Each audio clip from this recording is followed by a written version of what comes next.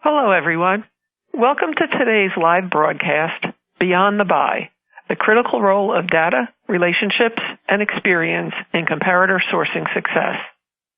I'm Rita Peters, Editorial Director of Pharmaceutical Technology, and I'll be your moderator for today's event. We're pleased to bring you this educational web seminar presented by Pharmaceutical Technology and sponsored by Catalent. A global leader in clinical supply, Catalent partners with sponsors to accelerate and scale their trials with innovative, flexible, and reliable supply solutions. Catalent provides comprehensive and integrated services for sponsors and studies of all sizes.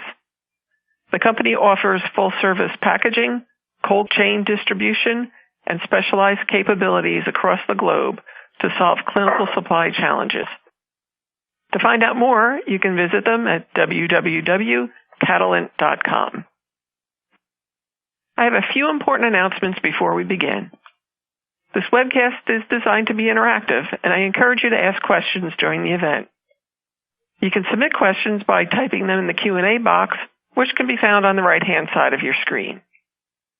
You can enlarge the slide window by clicking on the small green icon in the upper right-hand corner of the slide window, or by hovering your mouse over the lower right-hand corner and dragging the window to the desired size. The slides will advance automatically during the event. Please note some resources that have been provided by our sponsor in the green resource widget located on the dock at the bottom of your screen. And should you have any technical problems viewing or hearing this presentation, please click on the question mark Help widget in the dock at the bottom of your presentation window. Now I'd like to introduce today's speakers. I'm pleased to be joined by Chris Greco and John Davis. Mr. Greco is the Manager of Comparator and Ancillary Supplies at Catalent Pharma Solutions and has been in the clinical supply space focusing on comparator sourcing 2010. During the past 7 years, he's been involved in hundreds of clinical studies, guiding and implementing sourcing strategies to meet each study's unique demands and requirements. Prior to joining the pharmaceutical industry, he spent 4 years as a research chemist working on OLED and OPV technologies. Chris has a Bachelor of Science degree in chemistry from the University of Pittsburgh and an MBA from the Pennsylvania State University Smeal College of Business. Mr. Davis is a Senior Clinical Supplies Manager, the Clinical Supply Services Business Solutions at Catalent Pharma Solutions. In this role, he manages all aspects of clinical supplies management for assigned clinical trials. With 20 years of industry experience, he previously held the positions of Director of Business Development, Project Manager, and Clinical Research Associate at the Coughlin Group and Cyrex Clinical Research. John's an 8-year veteran of the U.S. Army and was stationed in the United States and Europe with deployments to Hungary and Bosnia. So thank you both for being here today. Chris, you have the floor. Thank you, everybody, for joining. Good afternoon. It's nice to have the opportunity to speak with you today. I'm going to jump right into today's agenda. First, I'm going to talk a little bit about some of our learning objectives, some keys to planning success in clinical trials. I'll talk a little bit about how innovators can be a partner in the clinical trial, and some import-export regulatory considerations, optimizing for success, and we'll have a question and answer session at the end of the presentation. So first, just a little bit about Catalent. We're a global leader in clinical supply. We've got a lot of experience, including 5,000 plus clinical trial studies. We complete 150,000 shipments annually to over 80 countries, and we've got a great record of on-time delivery. Catalent has 8 sites globally, including 2 in the U.S., 3 in the UK and EU, and 3 in Asia-Pac. From a comparative perspective, we funnel most of our activity through Philadelphia in the U.S., Bolton in the UK, and our Shanghai facility in China. A little bit about today's learning objectives here. We'd like to understand the importance of having a clear forecast on both the sponsor and the downstream suppliers alike. This is a critical component, and I think I'm going to spend a lot of time trying to talk about exactly how this can help your trial with on-time start. We're going to explore the benefits of having both comparator and clinical supply management functions working and the synergies that come out of that relationship to help optimize your strategy.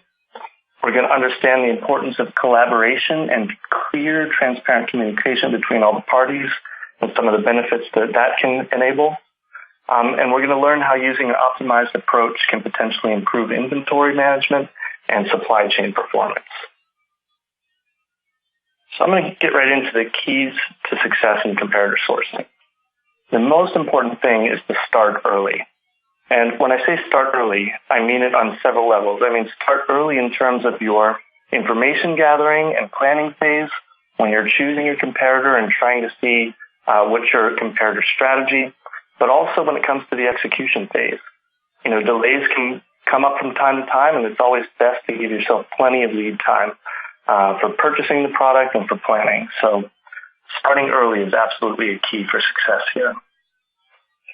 Vendor, supplier, or manufacturer for the comparator drug is an important key stakeholder that's sometimes overlooked. And, when you're focusing on your clinical trial, you're thinking about, your own objectives, but there are outside parties that have important influence on your timelines and your study that need information as well to best be able to support you. So what we suggest is to be sure that they have information early so that they can prepare for the demands of your clinical trial. I have seen examples where a clinical trial is projecting to use 100% of the annual consumption of a particular product. And it's just not practical to do that if you haven't planned well in advance and try to understand, okay, what are the supply implications? What steps do we have to do in order to prepare for this clinical trial to make sure that everything starts on time and runs smoothly and you don't have any delays or interruptions? The next key for success is consider all of the potential strategies. So there's central, regional, and local sourcing options, which I'll talk in a little more depth in a few moments. There's lots of considerations about the product itself, including what are the expiry limitations of the product, what are the quantity limitations on certain regions or certain products, available presentations, and price, of course, is always a consideration. The key here is do the research early, find out as much information as you can about the product, and that'll help filter into your supply plan. The next important key is to feed that information to your CSM and run scenarios. This can really help to improve both the cost and the timeline for various approaches. And it's also an iterative approach. And I'll get into that in a little more detail with some examples. But you come up with your ideal scenario and you share that information to the various stakeholders in the clinical trial and get feedback on the scenario.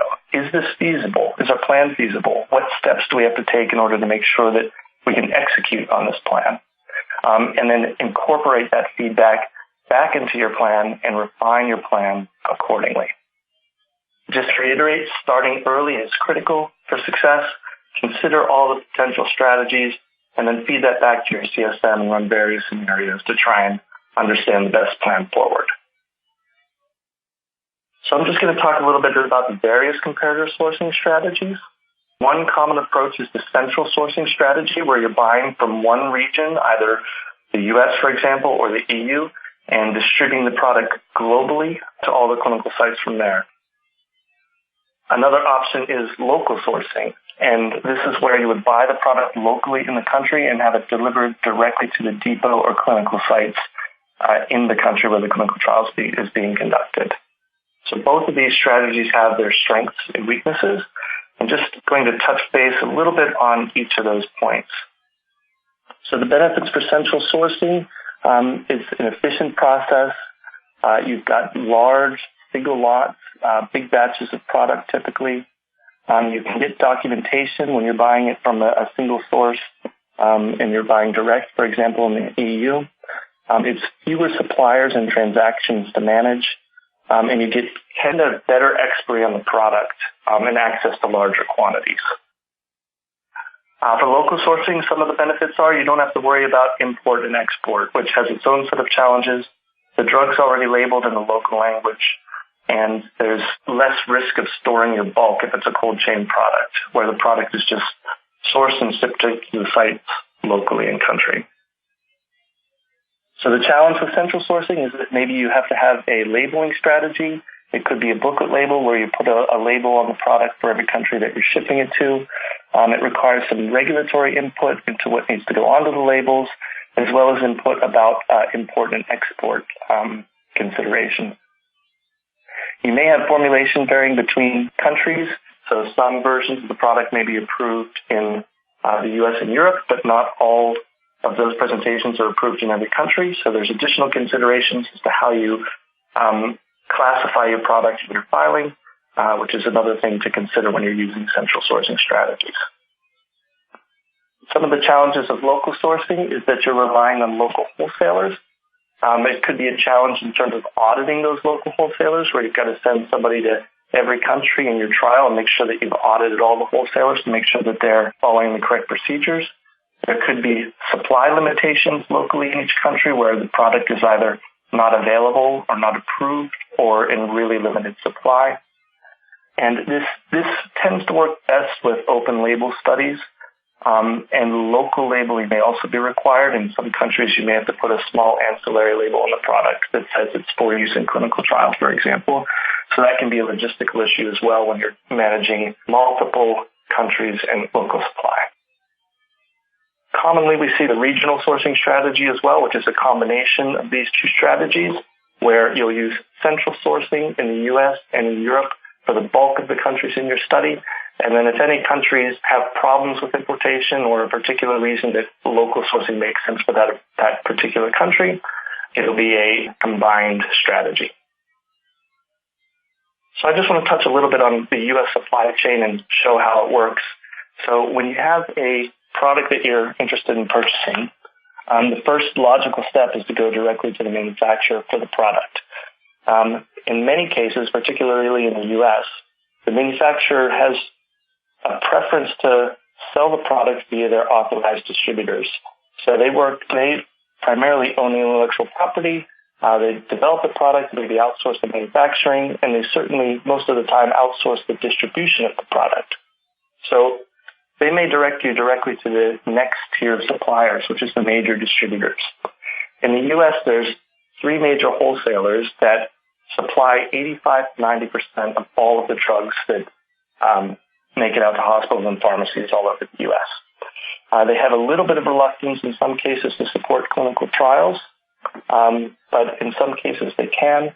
And there's a slew of smaller specialty pharmacies and smaller wholesale distributors as well that can also support, in some cases, clinical trials. And working with the wholesalers and the manufacturers, you've got a lot of players here that are comparator specialists, full-service packaging companies that may or may not offer direct comparator sourcing. Maybe they've got teams that can handle it on their own, or maybe they just outsource it to one of the other players in this tier. And then lastly, you've got the end user or the sponsor here. So as an end user and a study sponsor, you could have as few as 2 touch points on this chart, or there could be 5 touch points or more, depending on the complexity of the study or the complexity of the comparator sourcing strategy that you're trying to implement, whether it's under the radar or whether you're giving full disclosure of study information and getting approval from the manufacturer. There could be multiple touch points, and whichever approach you're taking, each of these touch points is an important stakeholder in the clinical trial that needs as much information up front as they can to be able to supply the clinical trial in a timely manner. And that's really where CSM and scenario planning comes into play here is let's give them a clear plan and a clear objective in terms of supply and in terms of timeline that's very specific, not just as little information as here's the product we're looking, how can you help us, but here's the product, here's our volume expectations, here's the timing of the purchases. We've got a phase 3 study, for example, over the course of 2 or 3 years. We're planning purchases every 6 months for packaging runs, etc. The more information that you can share up front, the better that the supply chain and the other stakeholders can prepare for that demand and help you. So comparative sourcing is rarely straightforward and easy. There can be a lot of complexities that pop up, and here's some of the common pitfalls that you should watch out for. I would say the first here is significantly underestimating lead times. I would say this comes back to starting early, which I always recommend. One of the most common challenges that I see is that folks haven't planned enough time or incorporated enough lead time into their decision-making process here. And underestimating lead times is going to delay your study, which is the worst possible outcome for a clinical trial. The last thing you want to do is delay or have a patient show up and have to be turned away from the clinical site because there's not product for them. So again, making assumptions that product will be available when the purchase is needed. It's easy to say, oh, this is a small volume and that I don't see any reason why it shouldn't be readily available. But, delays can happen, back orders can happen, stockouts can happen, and you never really know how your demand is relative to the annual consumption of a particular product and how it's going to impact supply until you start having those conversations early and making sure that everything is okay. Another issue is not understanding the regulatory environment for import-export, which is really critical to understand, as this can drive the sourcing strategy. Are we going to import this product? Are we going to label it? And that kind of thing is really critical to understand. So fully vetting that up front is really important. Being caught unaware of changes to the commercial product. So this is something that happens more often than you might think. A product has been, presented in a certain way with a kit, for example, a filter kit that comes with us, and changes can happen to the commercial package. The earlier you can share information about your study, you can get feedback potentially early about changes that are coming to the commercial product, which may have an impact on how you're packaging the product, whether you need to buy additional pieces that have been removed from the kit, for example, and what are the next steps for your study. So it can be a challenge when you're caught unaware, but I think preparing and communicating early is the best way to try and help mitigate that risk. Inventory and expiry management issues. Some products are inherently short-dated. You might find a product that's only got 9 months shelf life, for example, which is not ideal when you're trying to run a 2-year clinical trial. But understanding what the typical expiry might be for the product and understanding, what are the expiry limitations is a really important bit of information that can filter into the study plan and then help influence how you buy and when. So what I recommend is that you talk to experienced specialists early that can help support and overcome many of these challenges, folks that deal with many clinical trials on a day-to-day basis, have some experience and some anecdotes that they can share and share their experience to help you be aware of potential pitfalls. It's not necessarily going to prevent all of the pitfalls that you might come across, but it'll certainly make you aware of some of the issues that could pop up, and then you can take steps to try and mitigate those risks. So I'd like to go into a couple of case studies here and talk about exactly how working with the innovator and using CSM and scenario planning tools can help this relationship go a little bit better. So a recent example that I have is that we were planning a large phase 3 study with a significant demand for a biologic product. And the product was essentially made to order, in that when any hospital or pharmacy or distributor that's going to supply the product has to get that order in so that it can be incorporated into the manufacturing plan, which in this case was a 9-month manufacturing process. So a 9-month lead time to get the product for the clinical trial, for any use for that matter. So what we did in this case is we prepared a clear scenario using our CSM and our simulation tools to come to the innovator and say, here's our plan for the product. Is this feasible? How is this going to work? How can we get this product in time, even though there's a 9-month manufacturing plan? And what I recommend is when you're approaching an innovator directly, you have to remember that the clinical trial might not be the top priority for your competitor who's making the innovator drug, right? They may be willing to participate and willing to help you and willing to supply the clinical trial, but it's certainly not going to be as high of a priority for them as it is for the person who's conducting the clinical trial. So what you have to do is make it as easy for them to support you as possible, right? And that means providing information up front. If you come to them with open-ended questions like, how much can I get? Or what's your production schedule look like? It's unlikely that they're going to let you pick and choose how you want to be supplied. A far better approach is to say to them, here's our plan. How do we work together to make this happen? We want to buy X quantity in Y time frame, and we want to do 3 purchases over the course of the study. How do we manage this together?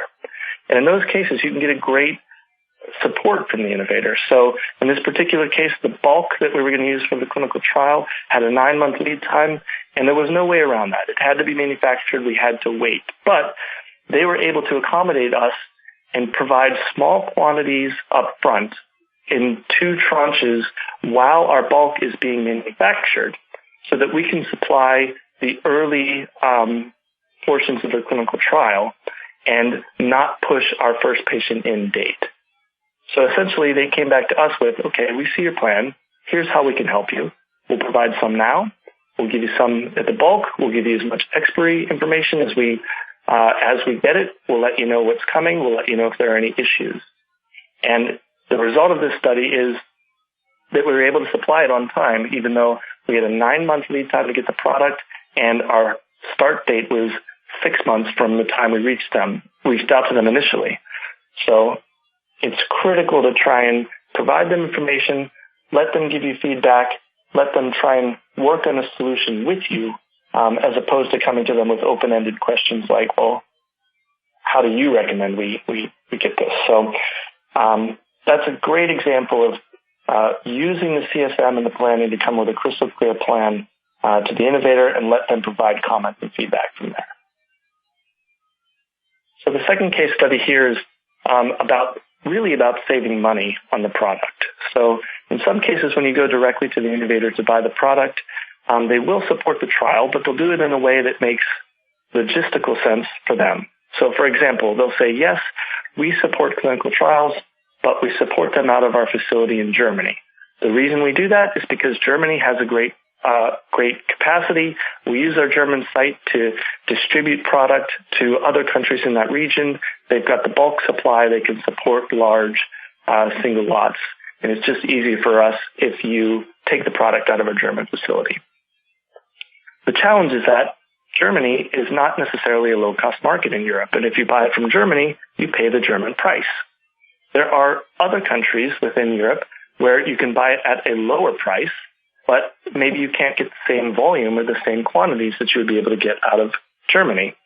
So you could buy the product from the open market in another country, like Poland, for example, get a discounted price on the product and use it in the clinical trial. But what you need to understand is, okay, what quantities can we get out of Poland to help mitigate the cost of the German supply? So really, understanding with your comparator sourcing specialists what are the costs and quantity limitations in the low-cost region, and compare that to what's available via the direct central sourcing approach, and then feeding that information into your CSM and your scenario planner and run various scenarios and say, how do we make this work where we can save some money here? Do we need to buy, 2 or 3 purchases over a couple of months out of the low-cost market while we wait for bulk supply from Germany, or can we supply it all out of the low-cost market, or is there really no choice? We have to go directly to the German facility and take it in bulk. So really using the scenario planning, it's an iterative process, collecting the information that's relevant, feeding it to your CSM and running multiple scenarios to find the cheapest way, not just for the drug cost itself, which is important, but there are packaging considerations as well, where if you're doing multiple lots at a time, it could be multiple packaging runs, which could increase cost as well. And working with the CSM and scenario planning is really critical to help understand how this translates into cost for the study. So the result of this here is that we have the flexibility to understand the various scenarios and optimize the sourcing approach to make sure that it fits in terms of your timeline and in terms of cost as well, to make sure that you're getting the best price you can possibly get for the drugs. And the last case study I have here is really about understanding the timing of supply.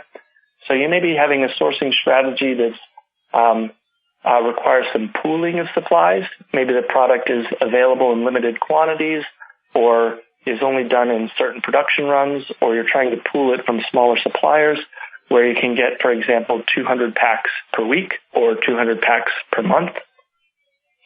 And having a really clear picture of what your anticipated demand is and what the timing of the purchases are, what your packaging timelines are so that you can meet those, and really understanding all of that information is critical. And feeding this type of information about the timeline to pool supplies into your scenario planning not only helps with the scenario planning, but also the purchasing timeline, which, as I said, it's always great to start the purchasing early as well, but you have to start that process early enough to give yourself runway to collect, if it's 200 a week or 200 per month, to get to whatever your target quantity is and have it ready for your packaging timeline.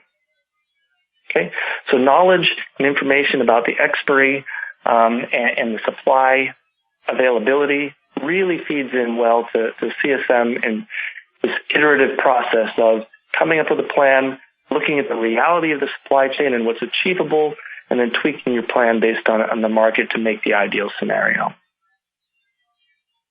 So at this point, I'd like to turn it over to my colleague, John, who's going to talk about clinical trial supply planning.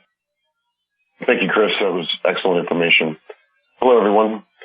I'm going to pick up from once we have the material planned for through Chris's group, going into my group, and how the planning there will affect downstream production. As you can see in the slide, all of the pieces play a role in the ultimate strategy in getting the IP to the patient on time, not only for your budgeting purposes, but for those above you. So we'll look at why clinical trial supply management is important. As clinical supplies manager, you need to understand where you're going in the world. With patient populations becoming tapped in the U.S. and Europe, most companies are looking to the patient-naive populations that have yet to be tapped by the major companies. With these global studies, also need to understand the timelines and the study complexities. Going into South America is significantly longer than it is going to the U.S. or Europe. Going into the Ukraine can be difficult. So understand these areas when trying to get supplies into these regions. Again, patient population availability. How far do they need to travel? This is more of a supply chain issue. Is your product frozen or refrigerated? How are you going to address potential temperature excursions? Limitation of supplies, as Chris spoke about. Comparators, while you need them extremely badly, may not always come right away from the innovator. So we need to develop plans to get IP to your sites in a timely manner. Cost pressures, the number one driver in all of clinical trials. With biologics coming on board at a greater and greater pace, tending to see more costs not only in drug manufacturing, but also in cold chain management as well. Again, Chris spoke of the lead time. Some of these can take quite a significant amount of time. You need to build those into your study timelines early and discuss with your ClinOps people to understand the ramifications of short buys or short supplies and short expiration dating. The need for competitive edge. Every company out there is looking to do something new and innovative when it comes to getting supplies or IP to the patient in a different way.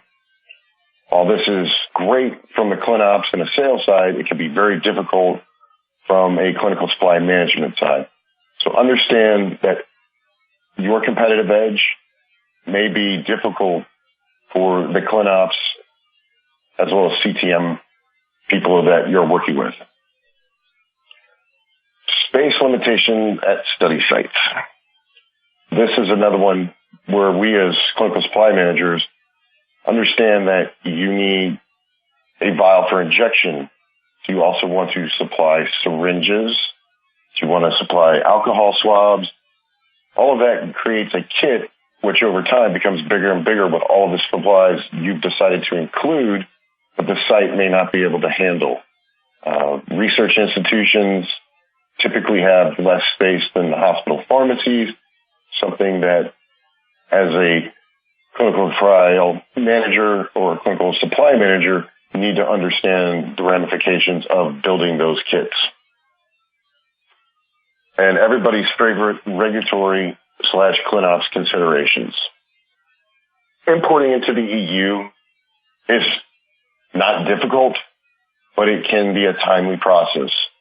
For those of you who know what an EORI is, that needs to be in place before importing from the United States. Obviously, there's no taxes on this, but there is a 20% VAT that is due upon arrival into the country. If you do not have an EORI, it will be difficult for your company to recover those costs. As Catalent, we can act as importer of record to assist you in that, but as regulations have recently changed, we can no longer act as the EORI for you. And also remember, with Switzerland, they're not an EU company, and there are a lot of innovators that operate out of Switzerland. As of Brexit, we're still evaluating how that's going to affect duties and taxes, and when they figure it out, hopefully we'll be able to pass that information forward. Importing into the U.S.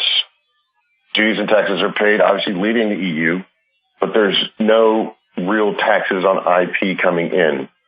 That, again, is usually recoverable. Those of you with smaller companies need to realize that this is a slow process.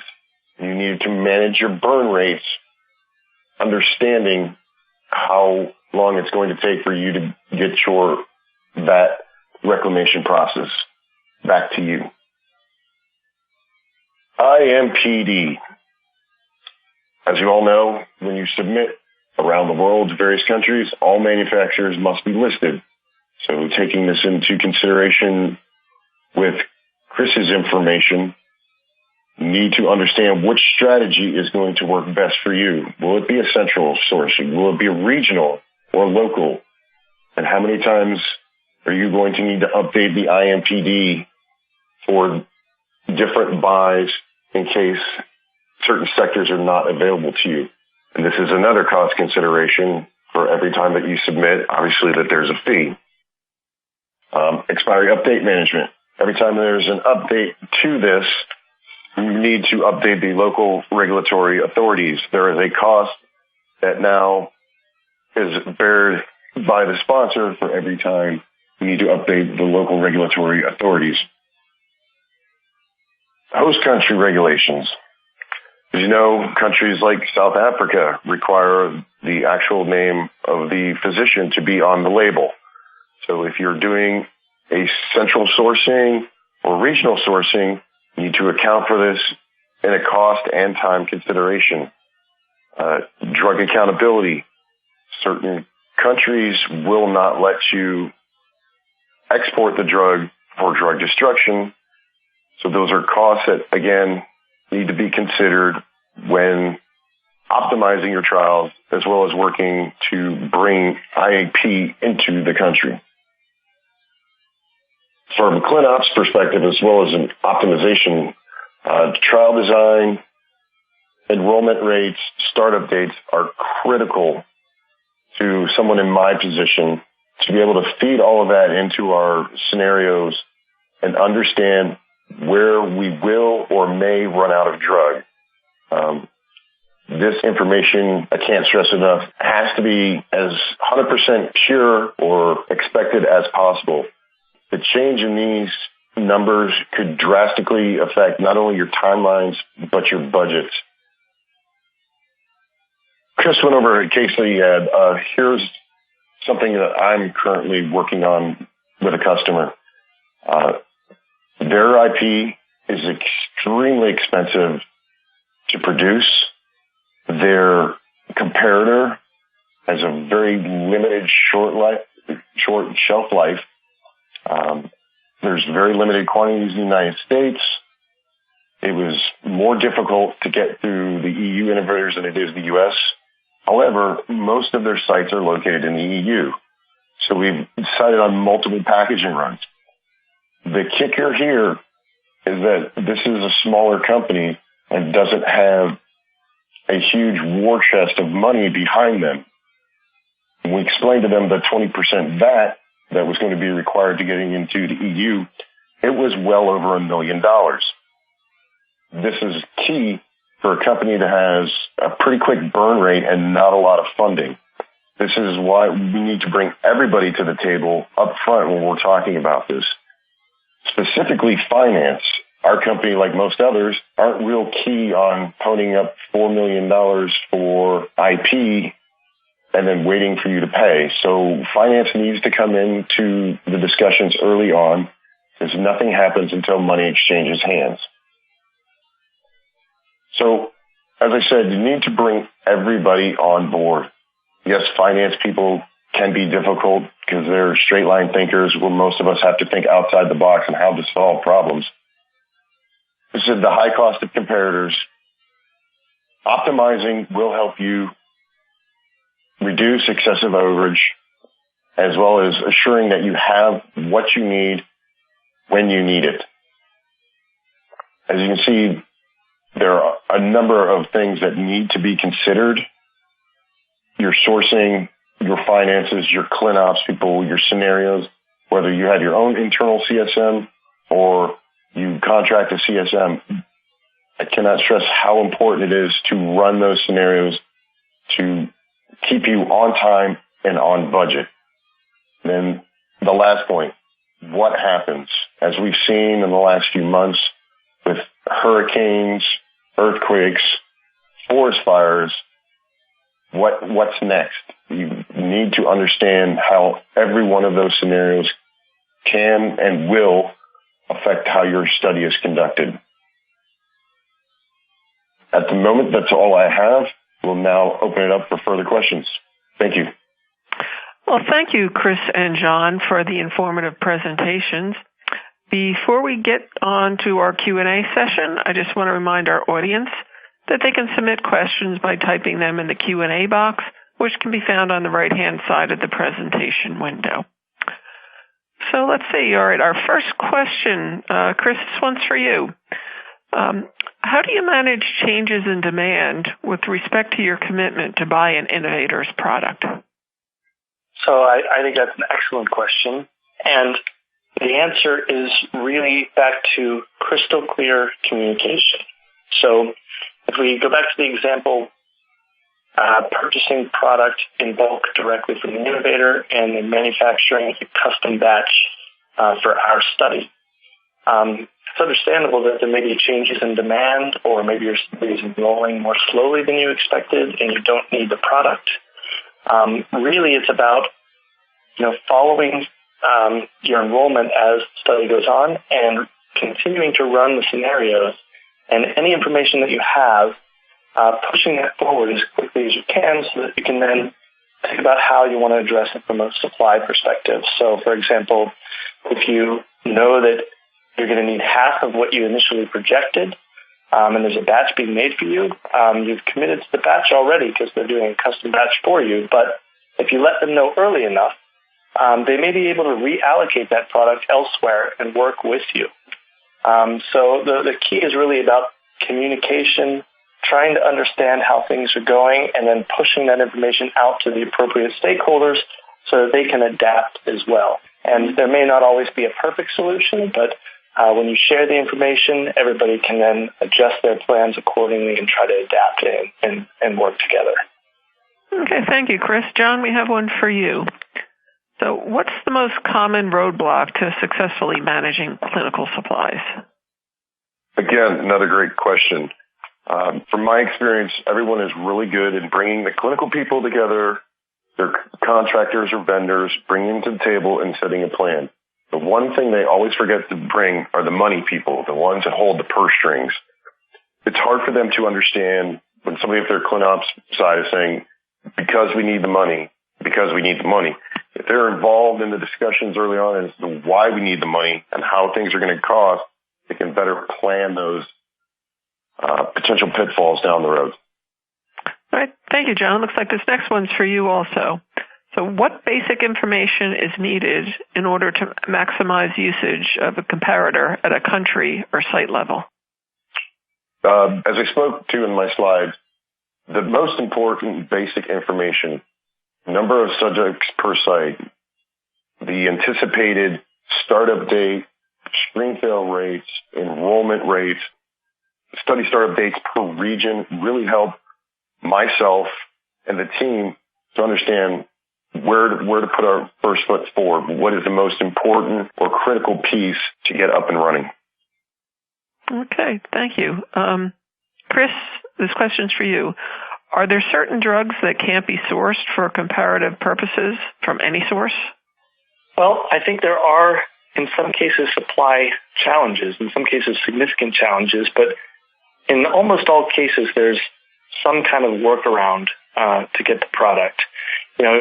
As an example, you might have an innovator that's unwilling to supply the clinical trial and they've rejected the study.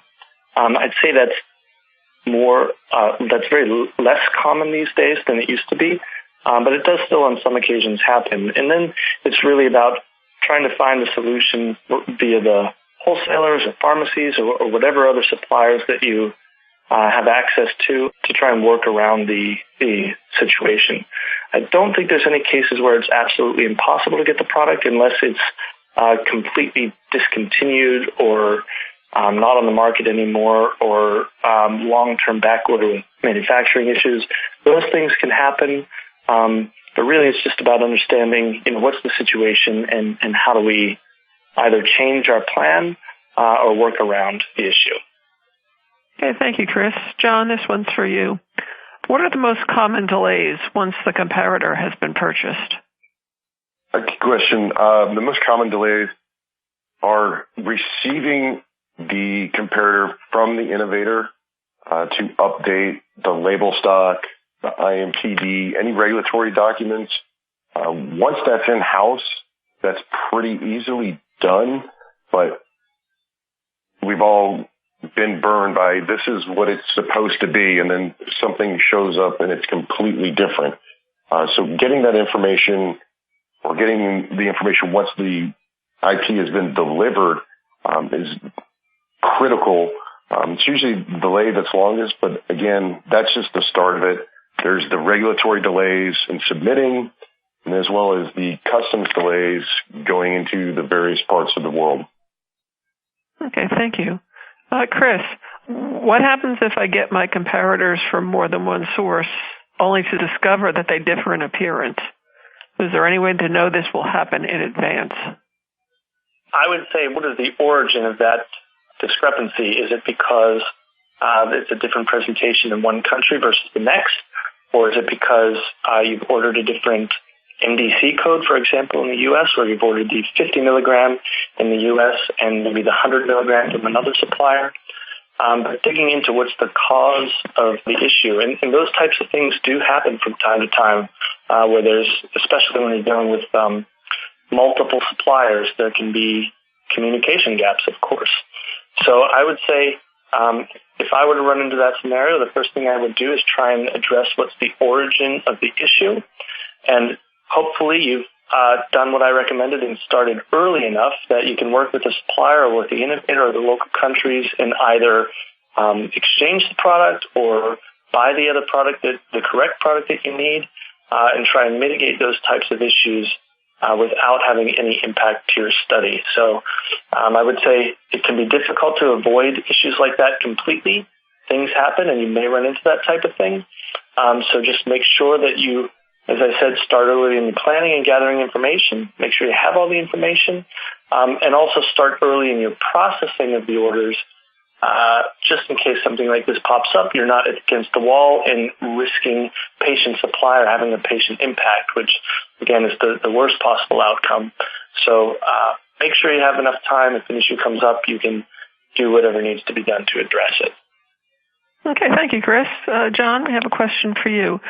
What is the role of the clinical supplies manager in the comparator purchase process?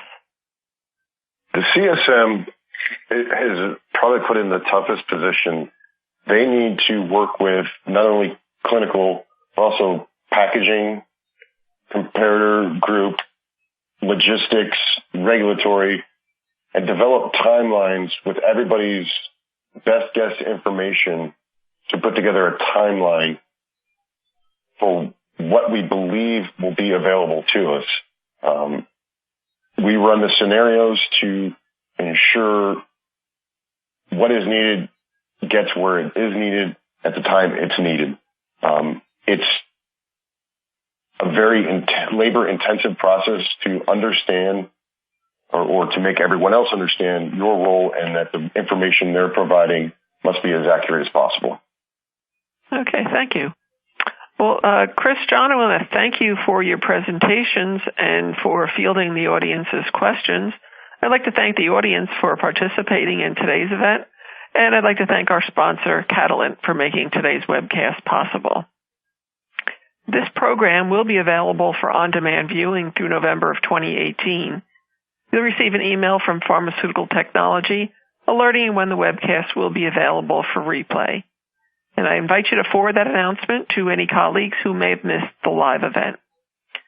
A reminder, please note the resources provided by our sponsor in the green resource widget located on the dock at the bottom of your screen.